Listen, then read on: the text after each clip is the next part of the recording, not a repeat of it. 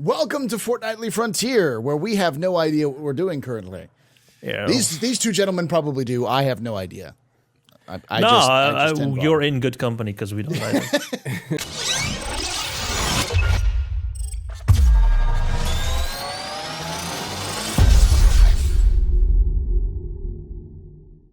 Hello and welcome to Frontier Feature. I am the featured guest, Paul, Berserker01, Batman Shelley, Esquire Jr. the Third, your humble host and space bartender from the Astro Pub, your space bar at the end of Twitch. That was beautiful. That was simply amazing. Welcome aboard. Yeah. Thank you. It kind of shows when we actually have quality guests on for a change. As opposed People to just who know what they're doing. Yeah.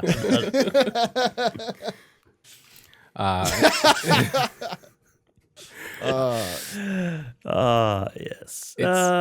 So good to have you on today, Paul. We've been looking to get you on for quite some time. Like, we just... We talked about this for a while. We'd actually talked about it like 4 or 5 months ago. Yeah. It's awesome to we finally aligned our stars together and gotten this thing going because I've got some questions to ask you, sir. I've got some questions to ask. The hard questions. Meyer drops them hard questions. I've seen the Friday happy hour. He drops them hard questions. What is your stance on immigrantcy?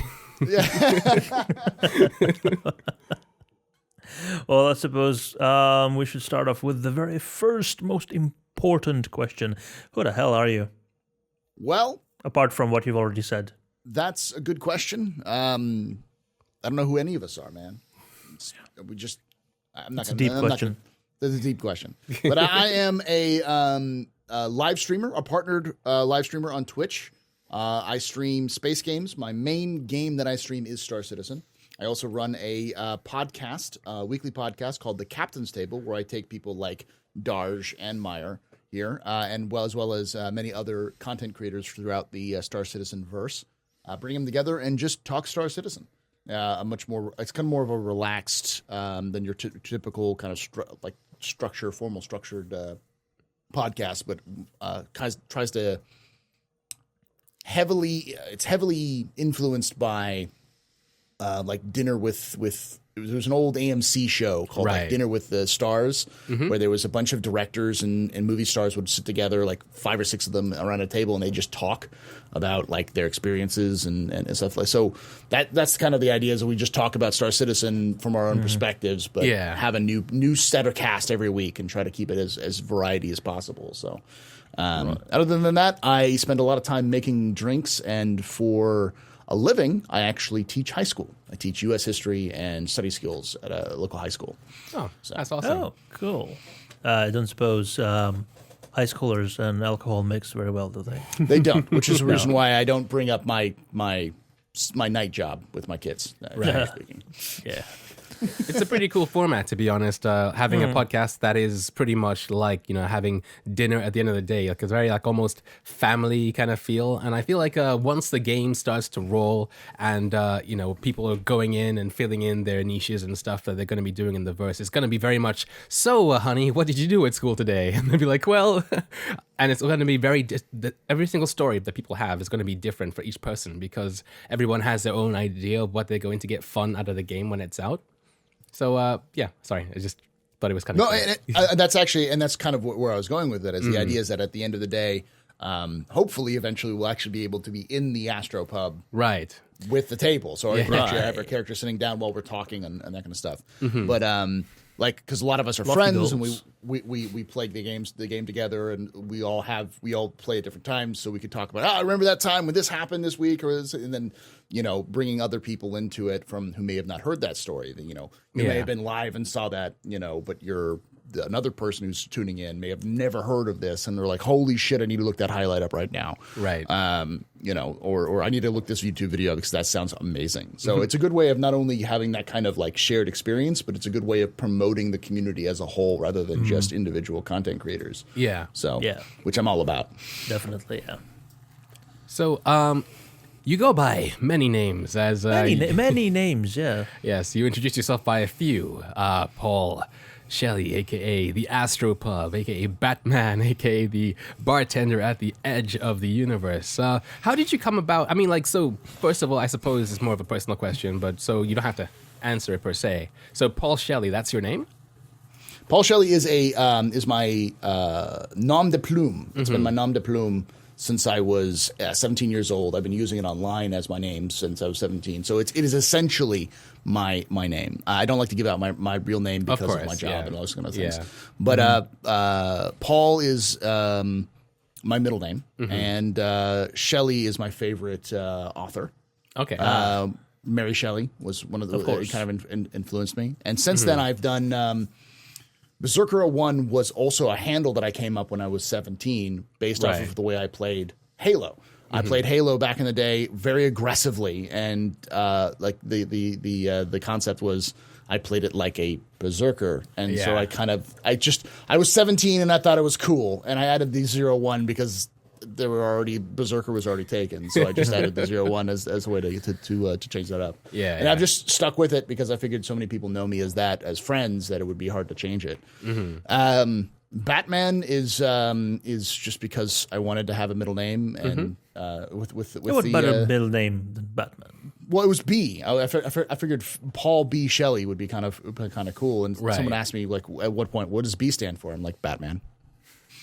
I am Batman. That's why I could run around just being like, I'm Batman. I'm Batman, bitch. Well, you are wearing technically Batman colors, black with a bit of yellow. And I've got the class thing going on, and secretly, I'm a bartender, but secretly I guess that's more of a his butler. I can't remember the name off the top of my head.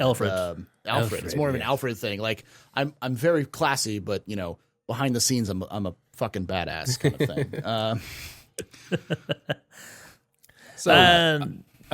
What about the Astro Pub? Where does that come from? Is it only because was it the reason that you talked about before to create a place where people could wind down after a session of playing? So the one thing that no one tells you when you first start streaming is that the best thing you can do is to create an identity and a kind of a culture for your community when you start. Because everyone starts just thinking I can turn on the computer, turn on the stream, play the game, and eventually I'll get a community and eventually I'll get big. And I found out as I was playing under my Berserker handle that I really like the concept of having, because I was much more relaxed and chill. I actually was a bartender when I was a younger man. I was a bartender for about a year. Right. And my family worked in restaurants for a long time, so I actually had experience working in restaurants in lots of different fields as well. So I always felt more comfortable around that kind of atmosphere. So I said, you know what, let's do a space bar. And so the initial concept was the station when I was streaming under Berserker 01. And then as I finished, as Berserker 01 hit kind of a snag, I guess you could say. A dead point, like I had stopped. I moved from Tennessee to California. Right. And it took me a month to get my internet back up, and my audience died. So I had to rebuild my audience, and by tomorrow, a year tomorrow, I said, you know what? Berserker doesn't work as a space bar. I wanted to do a space bar. Let's start over from the beginning and start with a good branding, a unified branding throughout.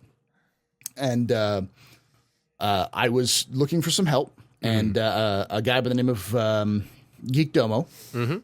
I told him I was looking for some help, and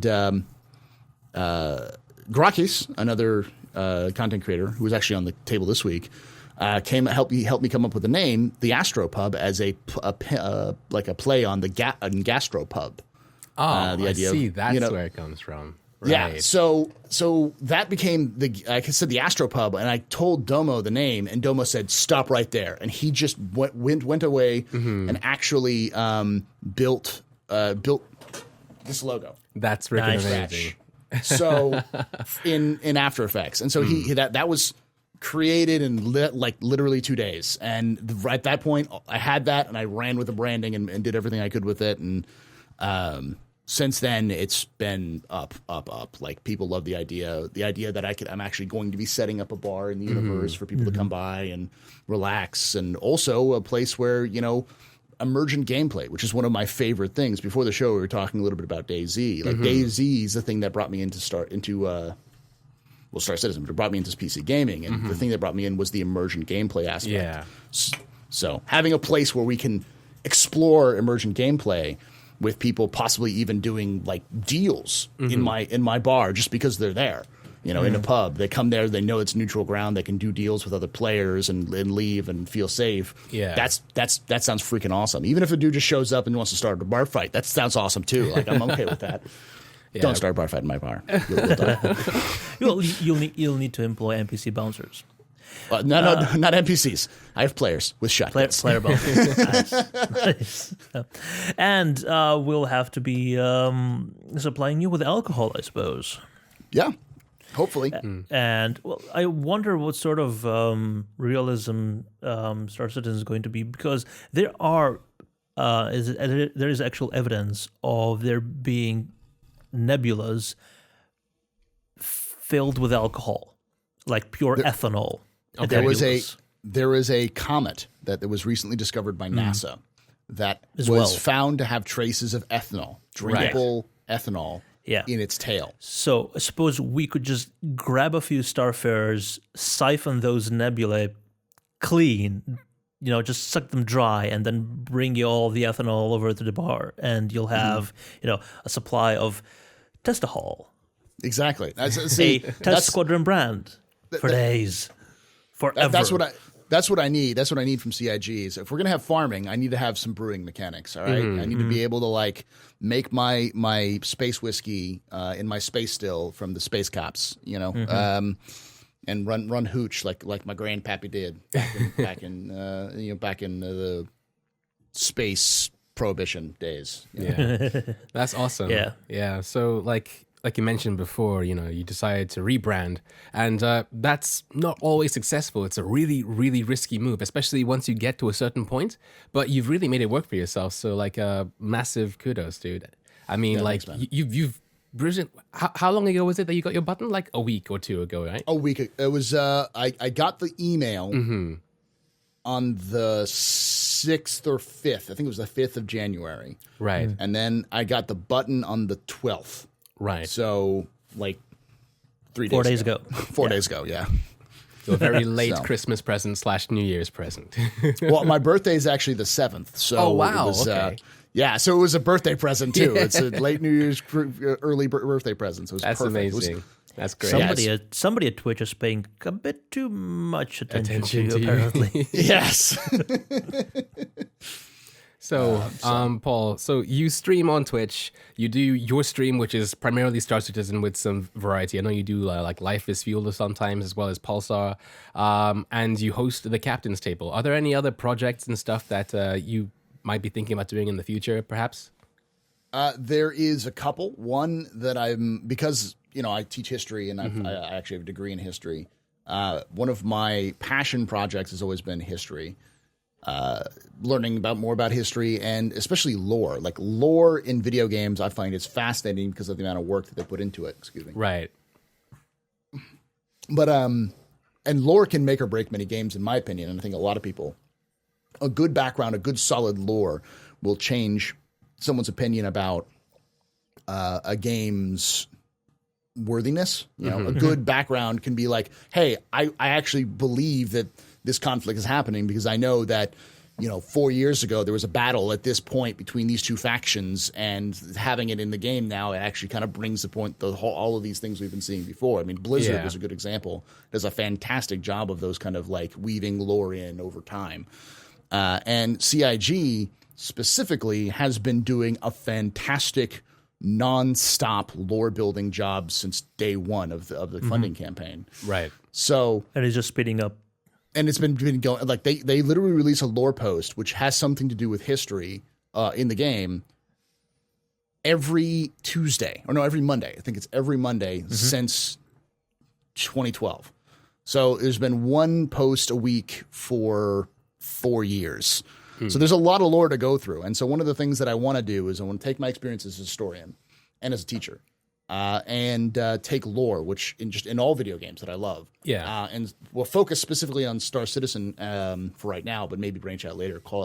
Do a series called Galactic Historian. Okay. Where I will take the lore and I'll break it into nice, easy to digest 10-minute chunks, get the information, and then do a kind of analysis to let people know, okay, so this is what this means in the universe. Like, this is what you expect to see. Like, RSI is old, and they also do everything. So like, don't be surprised if you see RSI branded underwear as well as RSI branded like toothbrushes somewhere else, because they've literally cornered the market on everything space. Yeah.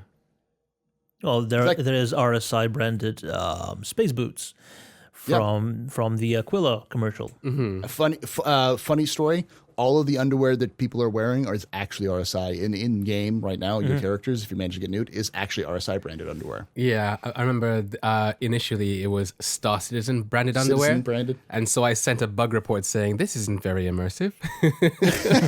My immersion. You're breaking Maya's immersion, CIG. So my immersion starts with the elastic. Why is there elastic in space? This just doesn't work. Get your act together, CIG. It's a 30th century polymer that is twice as elastic and about 50% more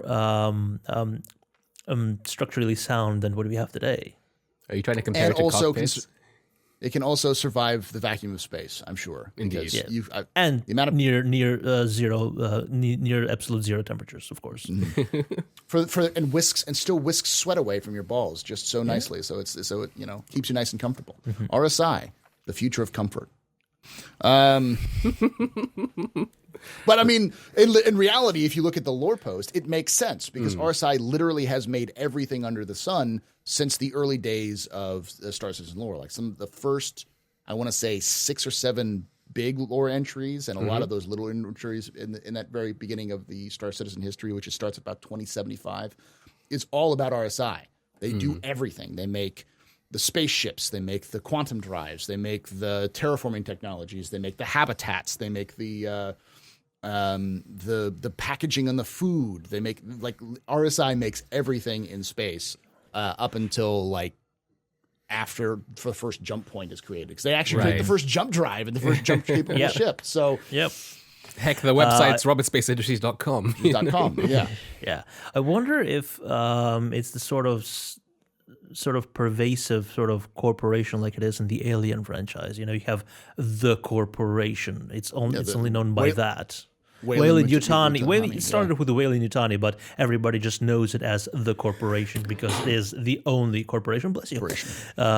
Worth mentioning because they do everything. They do terraforming and spaceships and I mean, it might be. That's the thing is that that's an interesting comparison that I'm sure a lot of people don't know, that RSI, even though it seems like they bless you.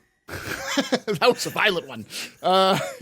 You said that ginger beer makes you sneeze, and then you cracked open a bottle of ginger beer for the podcast. I was willing to risk it, damn it.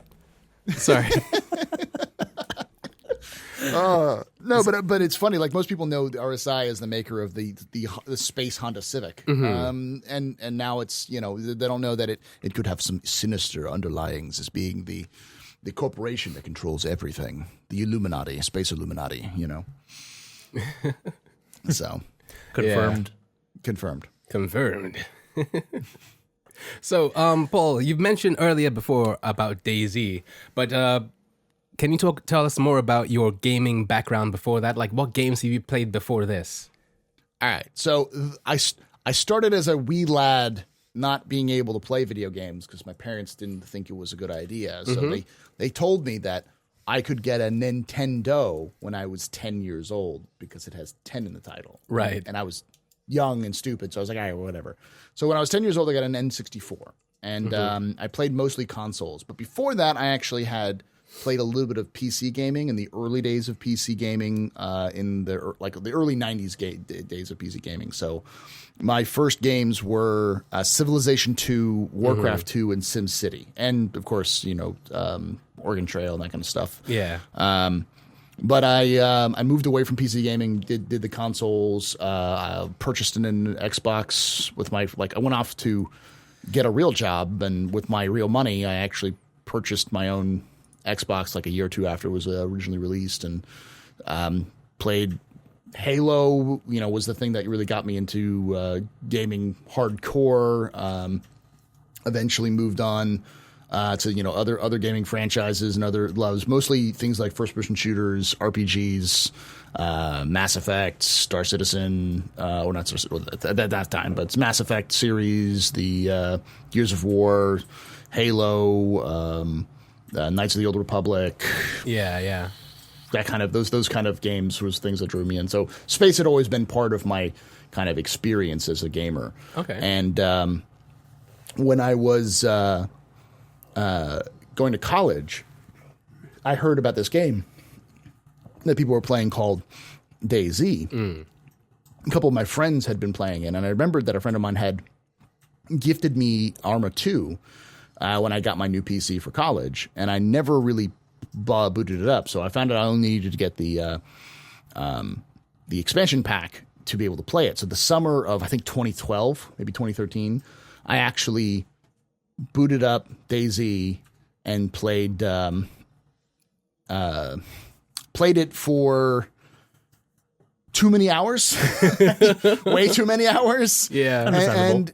And I was like, all right, this is amazing. This is what PC gaming's like. And I started looking into it and getting into more PC gaming. And then I found out about Kerbal Space Program and fell in love with that game.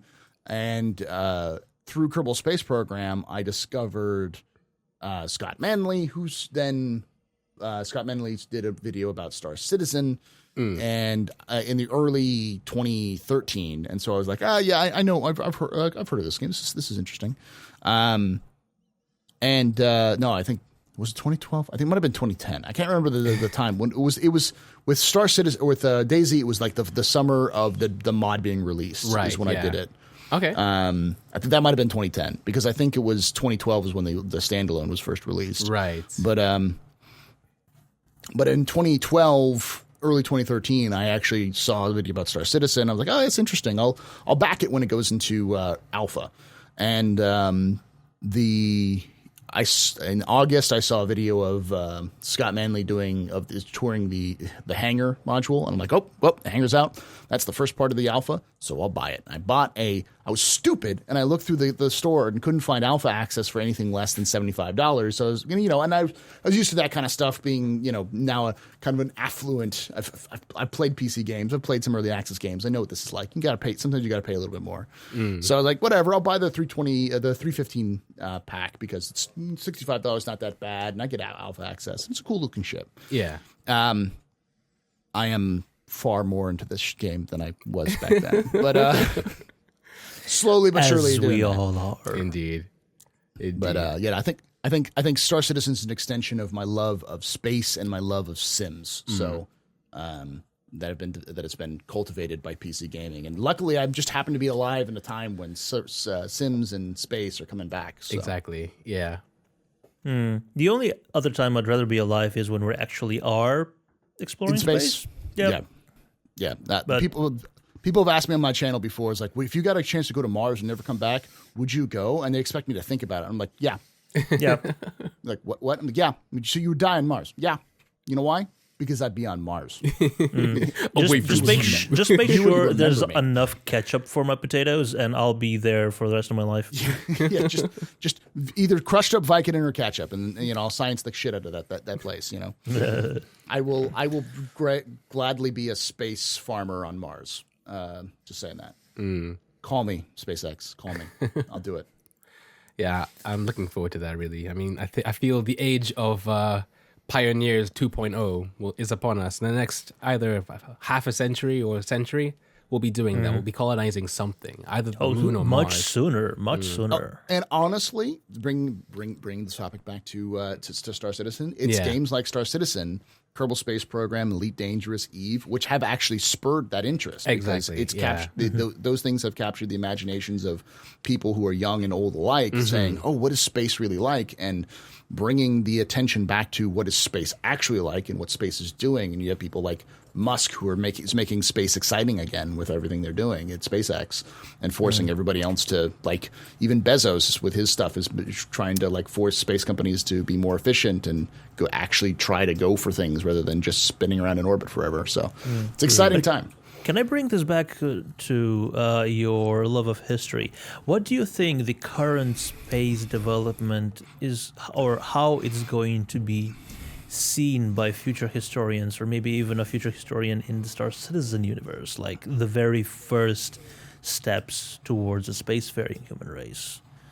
And do you think, is Star Citizen lore going to be extensive enough to cover all of that? Well, the one thing that I have noticed as being a fan of science fiction for a long time is that sci-fi is always behind the times. Let's see. The original Star Trek takes place in the 22nd century, I want to say, maybe the 23rd century. 23rd century. And most of the technology in Star Trek, the original and almost all the way up to, the Voyager, which I guess is the latest in the series, is out of date.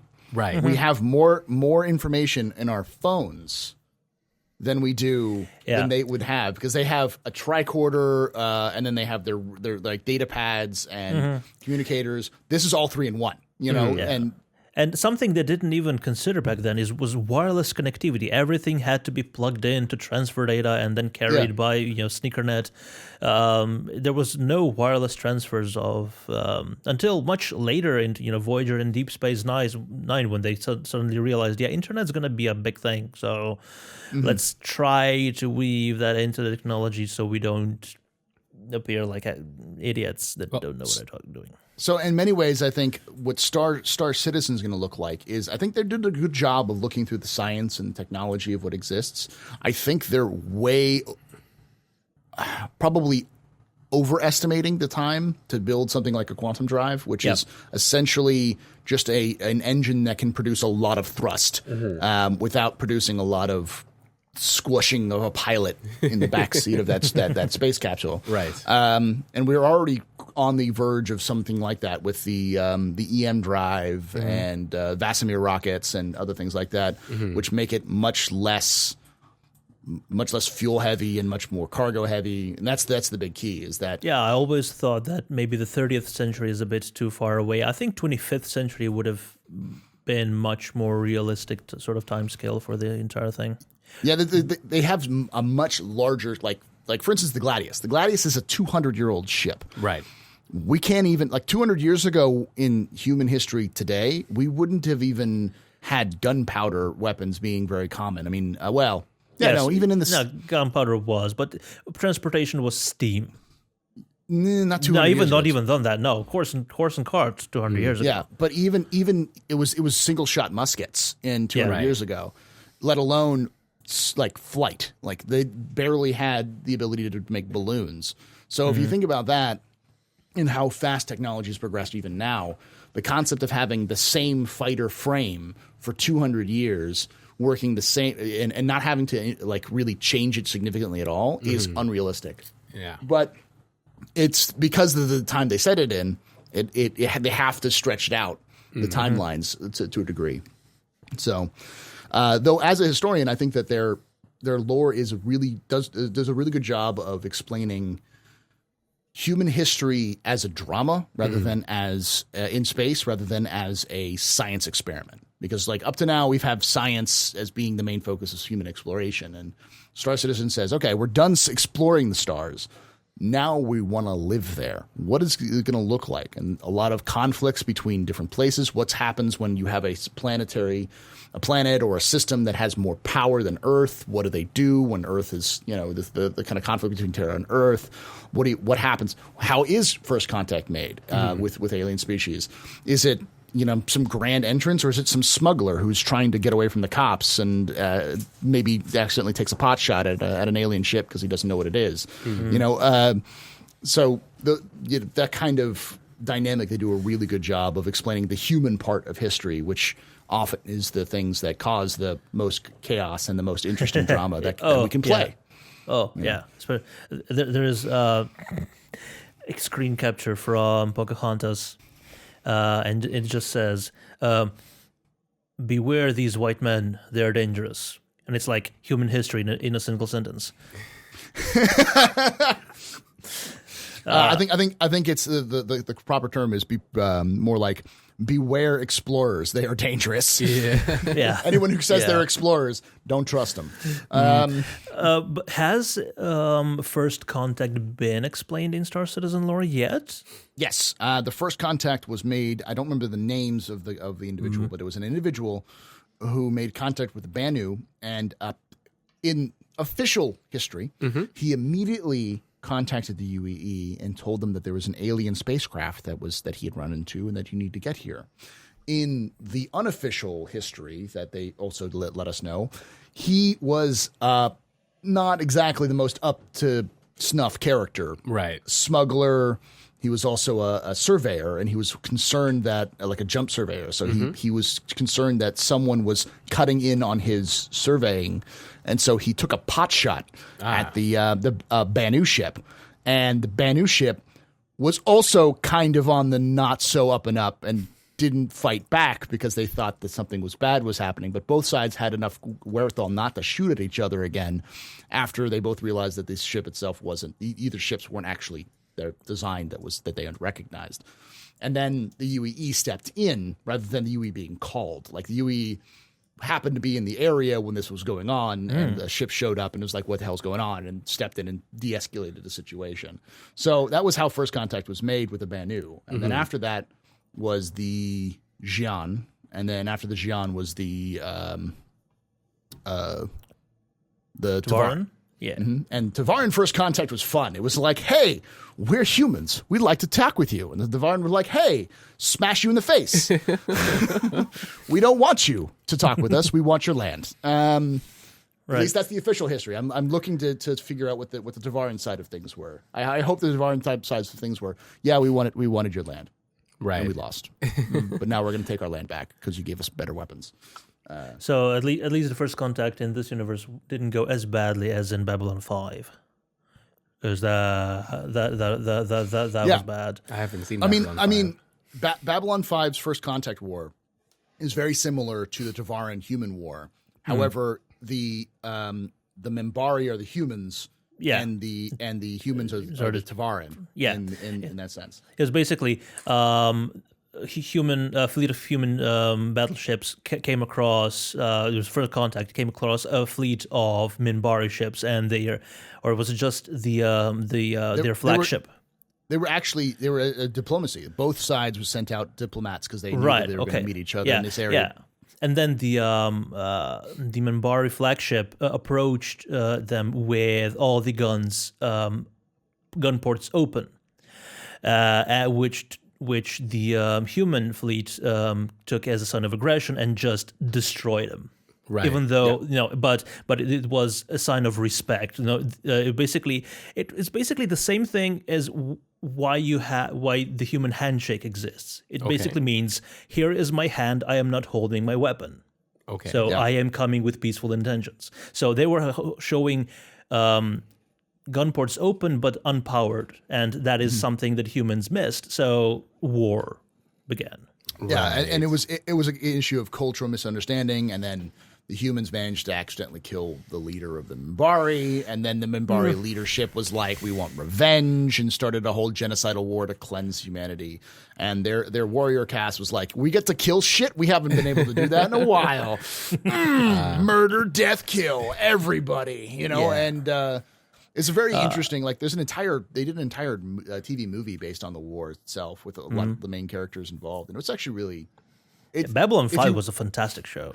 There's fantastic lore behind that show. So, and again, a show mostly based off of the drama of human history rather than, like, the cold analytical science, which I think Star Trek often misses with its emphasis on science. So. And life lessons. Yeah.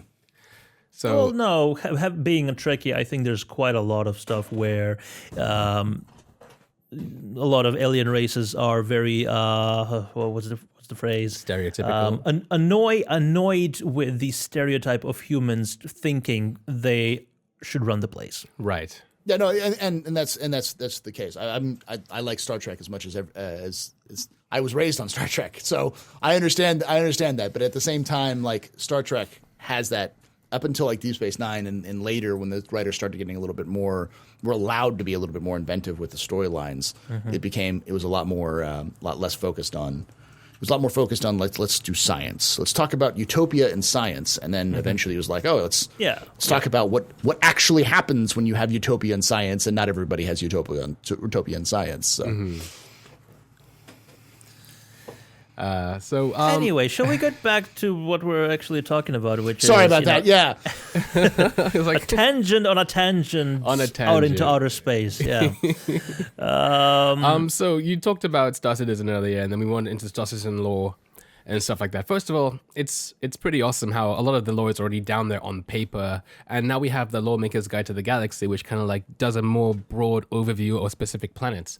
But it's pretty awesome that like we have that resource, and I feel like we're missing the whole kind of connection between the lore on paper and someone actually like laying it down chronologically in a way that people can read. I mean, a lot of it's there, infographically and in text, but I feel like I'm looking forward to the show of yours. yeah. Will you be also writing articles about it, or is it just here's a video, watch me talk about this for 10 minutes and that's it? I'll probably do some articles about it. It'll probably end up on things like testgaming.tv and such. The biggest issue is I'm more comfortable with visual. I can do writing in that kind of sense because teaching. But what I really wanted to do was take my experience as a teacher and break down these kind of complicated lores. So that's the reason why I said I want to start with Star Citizen, because I could probably do an entire series on just Star Citizen lore that would go for years and not be finished with all the connections and the analysis and stuff like that. Well, if you make a video every week, they'll still be ahead of you by all the posts they've made so far. Yeah, if I did a video every week, I would still be behind. Even if I was able to like cull together like an entire month's worth of their work, it would still take me probably 2 years to catch up to where they are right now. And on top of that, within 2 years, they're probably already working on more stuff and more complicated stuff. And we have Squadron 42, which introduces an entire background history that we've not even heard or seen of before. Characters and events. Like even just recently, they talked about the Station Damien massacre, which we've never heard of before, which apparently has its own lore, which is why it's a map in Star Marine. So and that itself is linked to lots of other things, and there's some crazy amounts of detail that go into the game that I still have to kind of piece together to make sense of. The only problem is that because they have such a crazy amounts of lore and things have changed, some things are completely wrong. like the speeds of things and dates are kind of off and wonky, and so I'm sure they'll kind of hand wave it away as like, history is an imperfect science. People just make shit up sometimes. So, well, the history is written by the victor. Yeah. So, and speaking of history, I've heard comparisons of the UEE Empire being really quite, not loosely, but the opposite of loosely, quite, strictly tightly modeled by the Roman Empire. Do you agree with that? I mean, are there actual connections with that? Yeah, later Roman Empire. Specifically, the context of having an Eastern and Western Empire. Rome in its later empire found it was so massive it was hard to run an empire from Rome that stretched literally all of Europe and a lot of the Middle East and North Africa. So they essentially built two empires that would rule together as equals, technically. With one being built in the old Greek city of Byzantium and the other one still staying in Rome. And by breaking them up, they could easily tax them better. They could have more tighter control over them. That was the theory. But the problem is that in the West, the barbarians were being pushed by a group of nomadic barbarians who had been bounced off by China called the Huns. One of these groups was called the Vandals, who invaded, who were pushed into an area and started That doing name lots sounds of familiar. yeah, exactly. And they're doing lots of raiding and pillaging, and slowly pushed the influence of Rome down back to almost nothing. And it was the Eastern Empire that often had to prop the Western Empire up as a result. But a lot of the famous barbarian raids, sacked, like when the Goths sacked Rome and all these sorts of things, they were Germanic peoples who were being pushed out of their lands by the Huns, and they had to go somewhere, so they went into Rome. So there's a lot of connections between, say, with even just the Vandal, the Xi'an are very much China, Yes. and the Banu? The Banu are very much the Arabian peoples. They're much more loosely associated with each other, but still heavily focused on trade and connections between different races. The Devarian are very much the Gauls, the conquered people who've been kind of absorbed, but still are Very are much still like they still. themselves. I wonder if there will routine. be a short one with feathers in his cap and a tall, fat one carrying, huge stone monuments around. Maybe. Nobody getting what I'm Asterisks getting and at. Obelix, yeah. Yeah, of course, yeah. Maybe. It's a European thing, I think. Okay. What, do you not know what asterisk and obelisk is? Asterix and Obelix. You don't. Yeah. Asterix and obelisk. Obelix. You don't. That's cool. I mean, that's interesting. I wonder if anybody watching knows. I mean, I'd love to know. I thought everybody knew. It's like like Rupert the Bear or something. Everybody knows who that is, but obviously Who's not. Rupert the Bear? Oh God. Never mind. The one cool thing that I think it is that the Star Citizen lore, which should match up if they're using the correct terminology, is that the Kurthok are the Japanese. Okay. So it'd be interesting, considering they've created this big influence, like how Xi'an works and how they've been having these long generational wars with the Kurthok, to find out that the Kurthok are essentially the Xi'an, but just a culture of Xi'an that just didn't want to deal with the Xi'an culture, like more isolated and different, because that's how history would have set it up as, because China and Japan have a long history of invading each other. Right.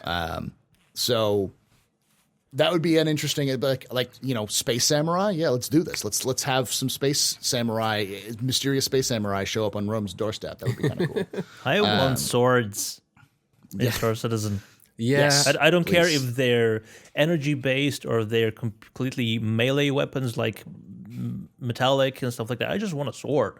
I want to be able to lean out of my spaceship and say, "Get me closer. I want to hit them with my sword." I will blow up that Aurora with my sword, or I'll blow up that kingship flying past an Aurora kingship with my Aurora leaning out, smashing like metal against the metal. Now, I suppose this is probably a question that I should have asked on Friday, but do you reckon we'll get like a more fleshed out melee system? I mean, do you think it's possible? Oh yeah. No, it's definitely possible. It's one of those things that is going to require a lot more effort by them, but they showed off the stealth kill in the 3.0 demo at CitizenCon, and Chris is very, very passionate about the idea of having melee weapons in game, and melee and even unarmed weapons. Right. I don't think it'll be complex. I wouldn't expect mountain blade levels of complexity, but having different melee weapons that do different status effects, like having a billy club or like a taser that you can just smack someone with and it knocks them out. Right. Or a knife. You can get them up and, if they don't see you, you can do a stealth kill to kill them, or you can cause them to bleed, because bleeding's an effect in the game, So being able to get up behind someone and stab them in the back, suddenly causing massive bleeding, then you don't even need to you let them bleed out, let alone just try to kill them with that. So there's definitely space for that in the game, I think. Awesome. Darge, do you have any questions to ask? Sure. Putting Why Darge on the not? spot here. Yeah.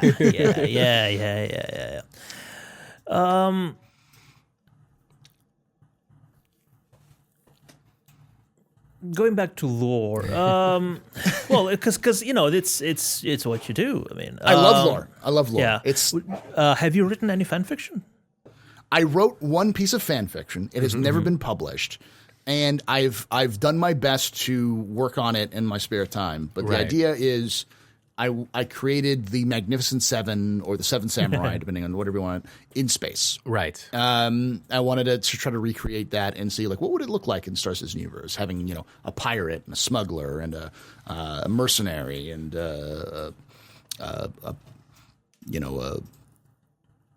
don't even know what the other types of combat characters would be. Bounty hunter, all so Firefly. all together. Yeah, kind of like that. But I mean, like, if you've seen Magnificent Seven or if you've seen Seven Samurai, like a bunch of like tossed about miscreants helping out a small colony in the edge of space, defend themselves and keep their own, way of life, only to be discarded after they've succeeded, kind of thing. So, okay, that's awesome. I mean, I've been trying to get creative myself recently, but it's no easy feat, that's for sure. Yeah, I've written some fan fiction before, like in the form of a log that a person is keeping of an event, and then I realized I don't know how to continue the story, and it's been over a year ago. It's in the forums, and if anybody wants to look it up, it's called Stranded. It's in the fanfiction forum. Right. Oh yeah, they I think they highlighted that at one point, didn't they? The Stranded. Nah. I thought they'd done that. I remember Stranded being mentioned before. I don't know if it was really? an INN post or something like that. But yeah, I remember an INN being post mentioned like that. Yeah. Speaking of INN now, Why wasn't I told? Maybe it was a different. No one tells you thing anything, called Mitch. Stranded. No one tells you anything, Darsh. That's I do know that Relay are currently looking for people who are into writing fan fiction. So if anybody's watching, or you guys, for instance, had anywhere that you'd want to, like if you wanted an outlet for that. I know we have testgaming.tv, but I know they're explicitly looking for people to write stuff. Because I think I just want to finish this thing first, because I think I've written myself into a corner. But I should Deus Ex Machina. Yeah. Or just leave it at a cliffhanger. Leave it at a cliffhanger. Yeah, just be like, this is my last log. Goodbye. Whatever.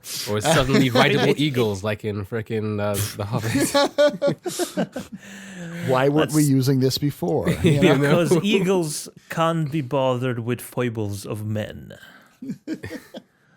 So I have a question for you now, Paul. I mean, from one content creator to another. I mean, so it's one thing to get into gaming and then from there get into Star Citizen. But what made you want to become like a streamer? What made you want to kind of like expand from being somebody who just plays a game to somebody who shares that experience with others? Was it just something that was inherent to you, or how did you get into it?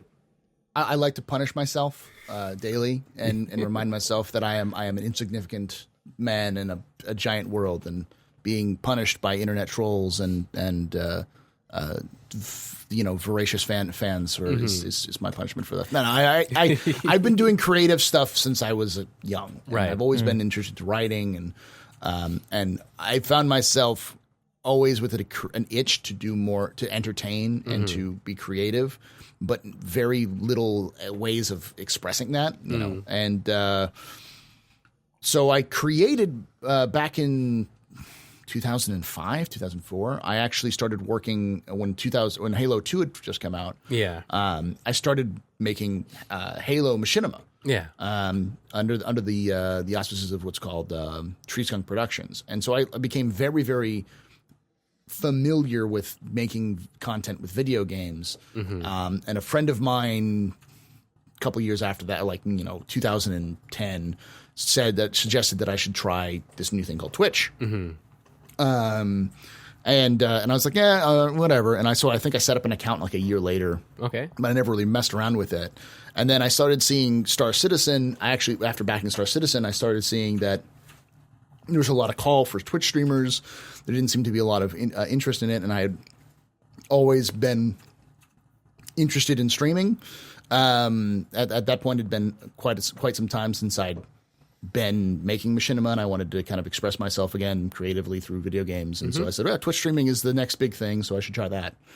So I made myself I reactivated my account. I just got more activated in my account and started streaming. And then I kind of figured it out as I went along. Lots of missteps. I made a lot of mistakes because there is literally no guide out there right now for helping you out. Like hey, this is how you use OBS, but no real hey, this is how you create a community. Here's how you interact with them. What you have to do. And a lot of the advice is just you just stream for fun and eventually you get money and it becomes your job because that's what happened to me. I find it interesting. And it's Yeah, go on, sorry. Go ahead. I was saying, and that's what a lot of the large content creators who are doing it as a job. Yeah. They got lucky. They got in right before everybody else got in, and so now because they've been around forever, they can do this. But and the thing that everybody can do it. And ever since you started streaming, started playing Star Citizen, has there been anything that really stood out to you? Like an event or something that happened, like it's something from emergent gameplay or just something where you were hanging out with other people in the game or just on Twitch? There are two things that came to mind. First off, the first time I saw Crusader with 2.0 really changed my perspective on the game because when you walk out of the airlock and you look out and you see Crusader for the first time, it's one of those, and everyone whoever is for their first time doing it has that experience of holy shit, that's a planet. That's a planet. And then as you do more research, you're wait, I can land on that planet? There's a place there's a floating city in that planet, that gas giant has a floating city in it? Really? And I can go there? Are you insane? What is this game? It's the first time you really hits you the scope and the goals and the scale. The scale of the actual game of what they're trying to accomplish. Yeah. The other one was I was playing Star Citizen, and it was a Dan Giesling, another good streamer, does Wednesday night kind of throwdowns between different groups, and his group called We Have Papers.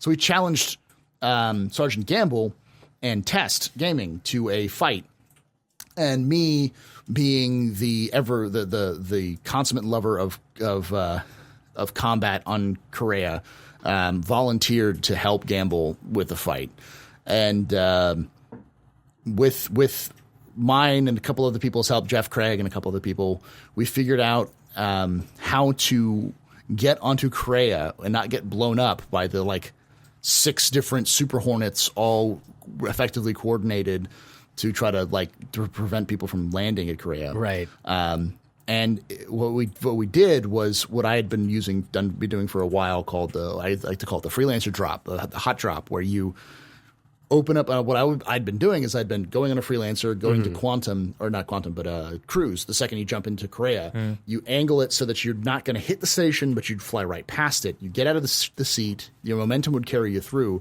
and you run out and you jump out the back right as you reach Korea. And you would stop, if it's to the right, you could stop literally on top of one of the pads. So your ship would still be going, and people would be paying attention to the ship and have no idea that you just dropped into the station. Right. And so what we did was full 6, I think it was a 10-man squad. Pilot jumped in. We dropped the back of the freelancer. There's lasers coming in, bullets being flown everywhere. You can hear and feel the things bouncing off the end of the freelancer. Our pilot's I can't stay. I'm getting lit up, and we're getting out. And so he flies by. The door drops. There are Hornets flying everywhere towards us, and we all jump out at the same time, and it was just paratrooping. We all jump out and and then slowly EVA in, and then tactically took as much as we could. We're test, we're not exactly tactical, but or competent. Went through and systematically murdered every single one of the We Have Papers guys who were holding Korea because they had no idea we were there. But that experience of jumping out of a freelancer and just going through and covertly taking out defenders was that was another kind of moment of there's a lot you can do in this game now. Yeah. Wait until there are more stuff that's added. This is the bare bones. Wait until they have equipment and better weapons and more weapons and different types of ships and being able to drop cargo as well, like all of the things that can add up on top of what we just played was that kind of another one of those. This is fantastic. This game is ridiculous. So that's the beauty of the emerging gameplay of Star Citizen. Yeah. Just too bad you won't be able to do that forever, up until when they fix persistence of speed once exiting a ship. That you'll just be continuing with the freelancer. Do you reckon they'll fix that? I hope so. It'd be cool if they I don't did. want to remove Paul from his fantastic sort of gameplay ideas, but it does irk me that as soon as you exit a moving vehicle, you stop. Fair enough. Yeah, because that means that. Oh no, they've actually changed that in the latest patch. If you jump out of a moving vehicle, your momentum carries you. And yes, that's actually one of the things they added. And your suit you have to stop with your suit. Oh, trust me, I've tried it since. It's really hard. So that's awesome. Because one of the things I've been, try that. In Firefly, in the final episode, where there's without spoiling anything, there's a dude outside the ship traveling at the same cruise. It's been over 10 years. I still don't want to spoil it because I saw it last year, so shut up. But there's a guy who's an EVA over the ship in the same like kind of cruise speed as the ship that he's trying to board. Previously in the past patch, you couldn't do that. You just kind of stop and. It'd be awesome to do this in that game because that means that, let's say something gets broken or destroyed, you can then go out in EVA and like repair something without like being stranded. While still traveling. Exactly. Yeah. Yeah. No, I think that would be fantastic. Being able to tether and stay at the same speed or something like that. Yeah. That adds a lot more dynamic. I think one of the things that I've seen in Star Citizen recently that I think really needs to get looked at hard by CIG, and I have no doubt that they're doing this, is that playing games like Pulsar, and then seeing games like Hellion, which are being developed right now, which is a space survival game. It's like DayZ meets Kerbal Space Program meets Star Citizen. The component system that they have in both those games are simple but complex enough that when you're in a rush, it's difficult to focus on them. And having things like for instance, the life support systems in Hellion have like 5 or 6 different components you got to remember, and you got to remember what they look like and what they are and where you place them properly. So having something like that in Star Citizen, which I know they've been planning with Item 2.0. Like having to, in a constellation, your shields go down and have someone screaming at you, go fix those shields. And you have to run back and open up the shield container and then actually start repairing all of the, like replacing the parts. Oh, this part's gone. I got to toss this, put this part in here. That kind of complexity is, even a simple complexity, like even as just repairing because you have a repair gun and you're shooting the repair gun at it or whatever, adds much more elements to the game that complicated, like, this feels like a ship. This is the only thing that's keeping me alive right now. And I think that experience needs to be nailed in order for the Star Citizen to really blossom into the game that the CIG is attempting to make it. So. Right. From watching your gameplay as we've been talking, and I'm going to move to this scene real quick, I just noticed, and it just like made me super excited, your Hornet, as it's landing on this planet, you can see it starts to kick up bits of asteroid. Yeah. Yeah, what? When was that thing there? That's crazy. So I did that a couple nights ago. And unfortunately, I actually set it so that I could try to get more views of it, like better like angles of it. Yeah. And I forgot to turn off my free look, so it locked me, and then I glitched and kicked straight into the asteroid. Oh, right. And nearly blew myself up as I was getting it taken off. That's really awesome. I mean, like, it just goes to show that planetary landings are just so close. And and if you what was it, the newsletter? No, the screenshots from the latest article in the German gaming magazine. They were also released on their website, and they made their way to Reddit. Right. So there is one screenshot of a player standing on a hill in, I think it's light marine armor, and overlooking like flatlands with a post and a landed Starfarer, and mountains in the background. And sometimes it's hard to remember was the sort of scale Star Citizen is in, because you have space games before, but those were mostly not exactly on a scale of space. You were traveling between the Earth and the Moon, but these were basically spheres of this size, and they didn't exactly gave the impression. But this is a moon or a planet that you can travel between, and then you can land on it and still get such a view that you think that you are on an actual planet and not a tiny little ball of matter floating in space. And if you're watching it on, sorry, go on, Paul. I was going to say that the big thing is that like Elite does a fantastic job of scale. The problem is that Elite is scaled to your ship rather than the person. Right. So like the moons seem massive. The worlds seem big, but they seem big because they're big to your ship, not necessarily to an actual person. They would be 10 times as big, but everything is being scaled that way, so it kind of feels off. Kerbal Space Program is much smaller in scale, so it's like 1/64th the size of Earth or whatever. Everything's much smaller in scale. I think it's 100, but yeah. Yeah, it feels bigger because everything's so much small. Like everything, the Kerbals are so much smaller, but the actual everything else is so smaller that it still kind of doesn't really feel as a big game. Whereas Star Citizen has that. Does anyone remember when Destiny was originally announced and they made the comment of like, you see that? That's not a skybox. That's actually you can go there, and it turned out to be a skybox, and you couldn't go there. Like in Star Citizen, every time I hear Chris say that's not a skybox, you can go there. I know a lot of people are going, oh God, I have bad flashbacks. Yeah. But for me, it's like I believe him because he doesn't just say, hey, you could go there. He goes, here, let me go there now. And and we saw that in the CitizenCon demo when the ship just took off from one planet to the other. From that little homestead planet to the gassy, marshy, green infested, diseased looking planet. Yeah, it did happen. They showed us, so we believe them. Yeah, and so that's the big thing. I think that it's hard to really grasp now, and I think it takes a player to play the game to feel to understand the scale. Is like it will feel big. Like a planet is going to feel almost overwhelming to try to explore. Like you could take a lifetime. You could spend an entire game's span lifetime just exploring one planet and still find new aspects of the planet that you've never seen before. From the way that they've been designing it. I think 3.0 is going to be a mindfuck for a lot of people who just don't believe right now that this game is going to be what it's being promised to be. Yeah, and when they see Twitch players at least, or YouTube videos, or heaven forbid, decide to actually buy the game for themselves and try it out and see that it can go from a station in orbit on the planet and then land on the planet and go into a rover or on foot and walk around, I think it's going to be.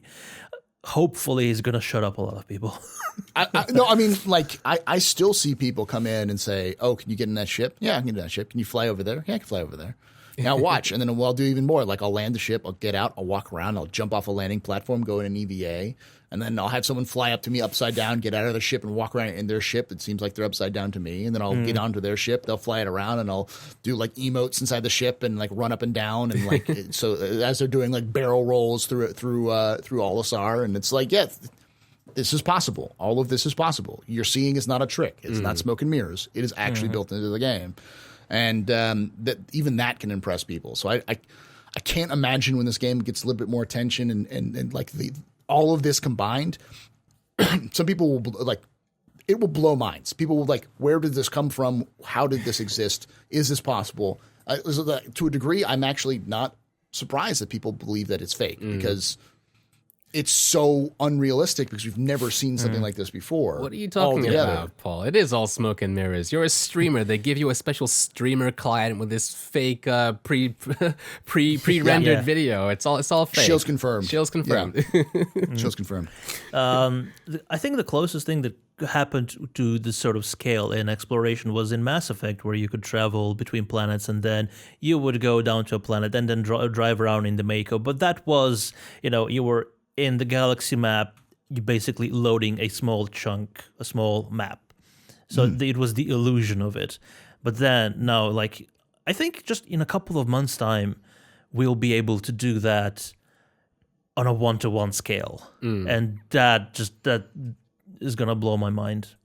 Even me, I've been following this and I've been fervently believing in this project for so long. I think it's gonna blow my mind as well. So I'm not prepared for it. Yeah. What is speaking of? Go on. Actually, speaking of things that we're not prepared for, what are you looking forward to most in the near future, in the far future of Star Citizen development, like 2.611 and 3.0 and onwards? 2.611, I'm hoping for some stability fixes and maybe some minor things like maybe adding a heavy armor to Star Marine or adding the ability to vault in the universe, because right now a lot of those animations just haven't been ported into the universe for whatever reason. I've been told that it has to do with the actual items, like the items which you can vault over in Star Marine are not the same items that you can that are, even though they look similar, they're not the same that are in the universe. They're not coded enough so your character sees them as a vaultable object. Yeah, right. So those kind of little things would be nice. I hopefully they fix some of the problems with the persistent universe in terms of its latency issues or the FPS issues, but it is. With 3.0, I'm looking for it to come out hopefully before the summer, because my experience with Star Citizen in summer is that the last 3 summers we've had droughts of content, and with droughts of content comes the trolls, and the community kind of eats itself alive. And it's, as a content creator, I'm not looking forward to trying to create content in a drought, throughout a summer where there's lots of kids who are off school. And, Twitch has this problem where during the summer there is a content drought of just people watching as well. People just don't watch as much on the summer as they do during the year. So that combined, those two things combined, I just would not be looking for. So I'm hoping the 3.0 comes out before the summer. And I'm really looking forward to Squadron 42. I'm willing. We made that bet, Darsh. It's, that gentleman's bet about when it comes out. I hope to lose that bet, but, at the same time, I hope that it's going to be a good, solid game to play, because I think definitely.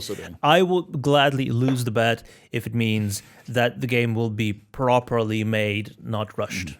I think that is a way of thinking that a lot of people aren't familiar with, or is not what they signed up, because most of the people signed up for Star Citizen after the initial Kickstarter campaign, where it was always promised that, one of the cornerstones was that we're doing this because we don't want to be rushed by a publisher. We want to take our time.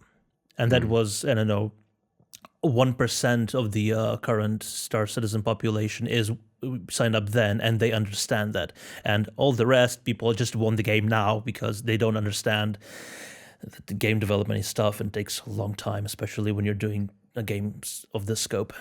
Right. To be fair, though, there's a lot of the reason why that happens is because of perceptions. Like right now, I think Fallout 4 was announced. Fallout 4 came out 2 years ago, I want to say, maybe a year ago. No, it was 2 years ago. But it was announced the summer, or the summer of that year, and released the fall. So people aren't used to the idea of having an announced game that is not released within a year or two. They're used to seeing announcement, then release.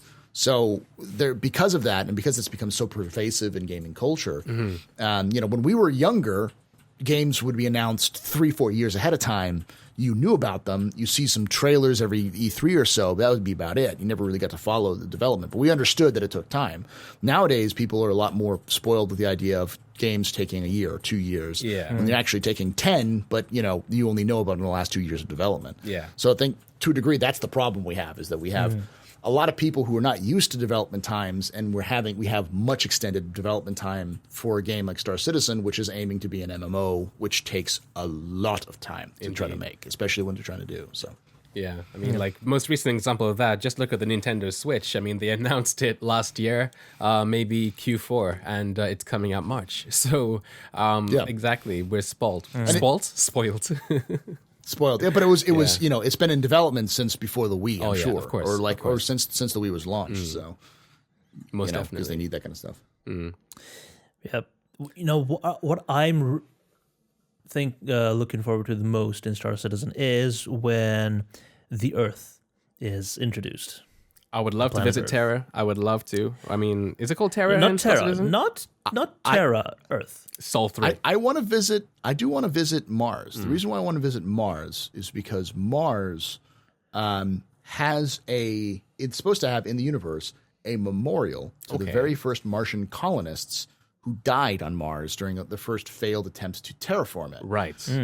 And that level of ridiculous immersion is what I'm hoping for. Like the ability to, I'm going to land, I'm going to get myself a beer and talk with some friends. And then I'm going to take the tram to the memorial and then go visit the memorial and go through I'll get the audiobook to put on my Moby Glass and I'll hear, blah, blah, blah. Here you see an early spacesuit from, 13 used in the terraformation of Mars and all that kind of like, And then typical museum stuff in a game. Yeah. And then get your spray can and then spray on the memorial.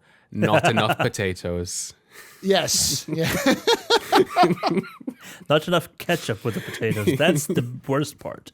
Anyway, I was saying, because I want to do what I know is an impossibility for me to do in real life, and that is go to space. So as soon as the Earth is in, and it's like a proper explorable planet, you can walk around, and it's got beautiful landscapes and oceans and a blue sky and everything. I'm gonna get Meyer to pick me up and ferry my character to the surface of Earth from wherever we'd be, without me seeing it.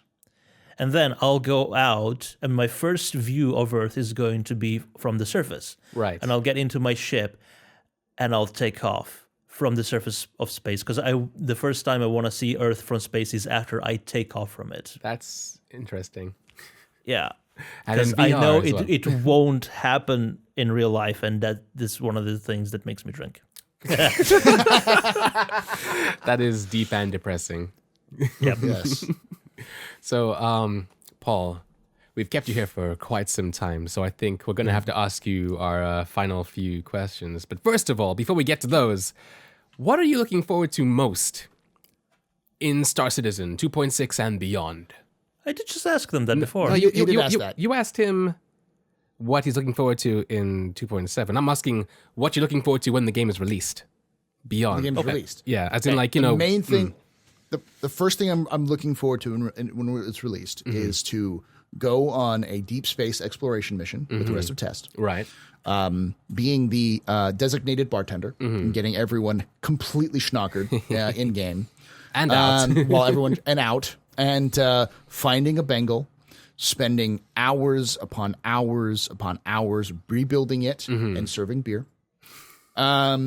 And then getting all of the organization onto the to the Bengal and flying it straight into a sun.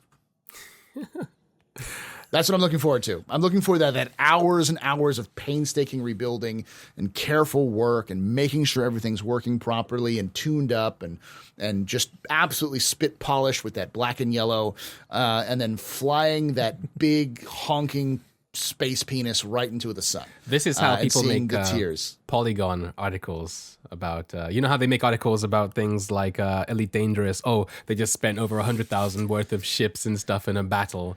I feel like the Bengal is going to be, in terms of time and just player time and stuff like that, it's going to be on those levels. If you do something like that in the verse with the Bengal, you're going to make headlines. People will be like, Paul Shelley and a group of drunken lackabouts with too much money and not enough sense just melted like their 2 years worth of like their paychecks for a laugh. For a chance to fly an internet JPEG spaceship into the sun. Yeah. I can't. I mean, listen. Spending all of that time and effort into that game just to see people cry because their I win button is destroyed is worth it. Yeah. And you, Meyer? Me personally, you're asking. This isn't an interview about me. This is Well, a Paul Shelley. I already said would mine. like to know. Well, in the verse, when it comes out, I want to see the Murray Cup and all the racing things be properly fleshed out as their own thing, as it's supposed to be. In the next few patches, we're going to be getting the Grim Hex racetrack, which I think is called the Yellow. Is it called the Yellow Clutch That's the Rally? I think it's the Yellow Clutch Rally. Yeah, I think it's yeah, called the Yellow Invitational is the one that they always do. I'm looking forward to that. I'm looking forward to everything like that being fleshed out. Really, I want all the different professions that we have in the game to be so detailed as they've been promised to be that you can pretty much just say, I play Star Citizen. Oh, what kind of game is it? Well, to me, it's a racer. Yes. To Bob, it's like a economy game. To Jill, well, she likes to shoot people in the head, and that's all she does. I want that out of Star Citizen. Yeah, I mean, I too am looking forward to that kind of stuff because I want to be able to go to a racetrack and see Skyhawk Racing or Blackhawk Racing and be like, all right, all my money on them, and watch a race while betting credits so that I can win money, virtual money, watching a virtual race with my friends who are racing it in a virtual world. Like that, it sounds weird, but like that kind of concept of full immersion with benefits is kind of cool, and being able to watch it from a bar, from Grimhex's bar, while, INN is broadcasting, or while there's some in-game broadcasting of the actual event, to the screens around me. It's the level of immersion we haven't seen ever. And that sounds amazing. I also hope that Genesisception, I think you were there for that stream when we read what's it called again? The data pad that's in Grimhex. And it was talking about tours you could take in Crusader, where you could basically on a Genesis. Yeah. So you could be in a Genesis Starliner, and then you could explore the Crusader's like core, and also the shipyards where they make the Genesis Starliners in a Genesis Starliner. Or I think somebody said like tour a Genesis Starliner in a Genesis Starliner. It was me. Yeah, it was you exactly. Yeah. As you could be on a Genesis Starliner, touring the Genesis Starliner while watching Genesis Starliners. I want that. I mean, the level of creative depth that they went into that small paragraph where they were talking about, like Crusaders' version of the Northern Lights and all that kind of stuff. I hope that they do go into as much depth as they go in the little like data pads and stuff, because I don't know, otherwise I'll be a bit sad. There's a lot of promise in those data pads. Yeah, there are. Anyway, before we wrap things up over here, we have a few quick fire questions, and I'm going to go with the first one. Okay. What is your favorite Star Citizen ship? Freelancer Max. Awesome. What is your favorite Star Citizen role? Yeah, 3 seconds. Bartender. Okay. What is your favorite non-Star Citizen ship? SpaceX Dragon Capsule 2. That's awesome that you said that, because like every single person before you has always used an in-fiction example, but you used a real one. Awesome. Banu or Jian? Banu. Picard or Kirk? Picard. Sandworm or space whale? Sandworm. And where can we find you? The bar at the end of Twitch. But more specifically, actual URLs and shit like that. Twitch.tv/The Astro Pub, or YouTube.com/C/The Astro Pub, Twitter.com/The Astro Pub. If you type in The Astro Pub in Google, it'll bring up everything of me. Excellent. And with that, this is the end of this episode 3. English, Darren. Episode 3 of Frontier Feature. I have been Darinator. Over there on the other side has been my co-host Meyer, and sandwiched in between us in a lovely test sandwich, Paul, Berserker01, Shelley 01, Batman 01. All the things. Junior the Third Esquire. Junior the Third Esquire. That's the main part. Don't forget it. Sorry, Junior the Third Esquire 01. So thank you so much for watching, and we will see you in the verse.